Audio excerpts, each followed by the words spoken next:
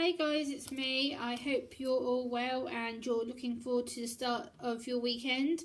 So I thought I would do a new video as it's been a while since my last video, and I'd like to thank my friend Sue for my lovely little beanbag that my iPad is currently resting against to keep it upright so I don't have to keep holding it or whatnot. So today's video, the theme of it, the main topic is going to be autism and going into hospital. I thought this video is an important topic that I should have done a little while ago, but I just haven't got round to it. So, as I've lately been working with my local learning disability nurse, I'm sure he won't mind me mentioning him. His name is Roger, and he is a really good friend of mine, has really recently been supporting me and helping me to tell my diagnosis story to professionals, and I really feel this is an appropriate video of a way of thanking him. So yeah, here we go. I've got my notes in my notepad down here in my lovely unicorns notepad. So we'll get straight into the video, shall we, everybody? So autism and going into hospital. For anybody with autism, going into hospital can be a very overwhelming thought, as it's a place of lots of crowded people, and you're not sure what's going on or what's going to happen, or the duration of time you're expected to stay in there, or who's going to treat you. This then builds up the anxiety which we feel constantly. We will be running at overdrive, because a change in venue from what we are used to, if we're poorly, can make it difficult for us to communicate.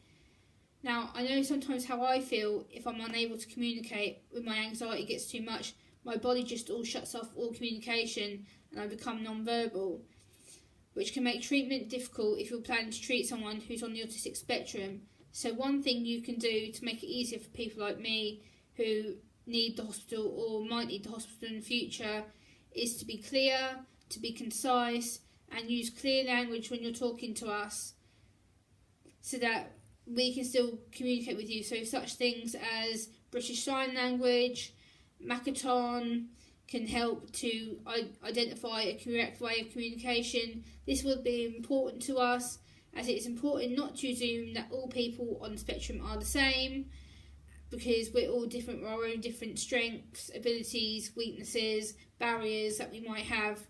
So please give us extra time to process what's being said to us, because again, we can struggle to understand what you're saying to us. So say if you're saying, "How are you today?" or "where the pain is," we need to be given extra time to process each question, so we can then process what's being said to us, then we can reply with a sensible answer.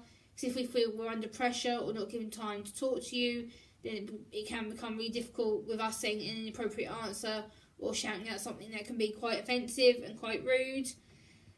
Sometimes we may get overwhelmed with smells or people being around us, so please don't take this as a way of us being offensive or trying to get out of the situation. It's just that the fact we find too much sensory stimuli being inputted into us, and this makes us overwhelmed, and then will lead us to shut off our communication. So again, this can make things really difficult, especially with me last year with my own personal experience of being in hospital. I had a panic attack and I had torn my ligament in my knee, and I had 4 doctors trying to treat me, 2 of which didn't speak any English whatsoever, and I tried to do my best with communicating, and at the time I obviously wasn't very good at communicating because I had a lot of communication breakdowns. There was a lot of barriers with trying to get me assessed and get me supported, and in the end I'm very, very lucky that a nurse called Emma came to help me, and she sat with me, she explained what was going to happen, she took me to x-ray, she put me back from x-ray, she took me back to the A&E Bay room that I was in, and then she got me crutches for my knee because I couldn't put any pressure on it.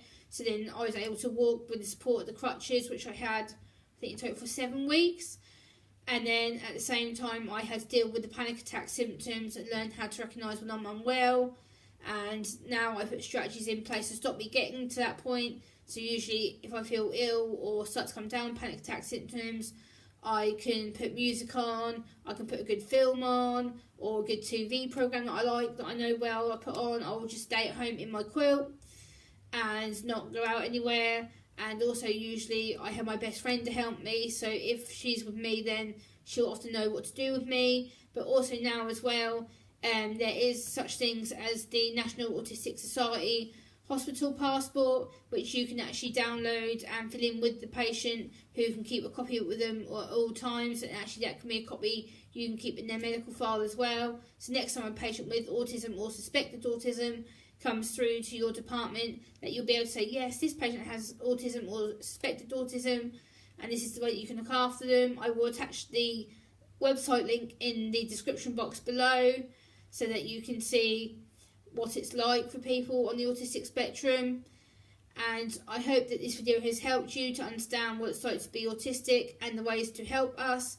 If you have any questions for me, please put them down in the comment box. And as I usually say, thank you very much for watching, guys. Please give this video a like, comment, share and subscribe. It means the world to me. Thank you very much, and see you all again soon. Bye!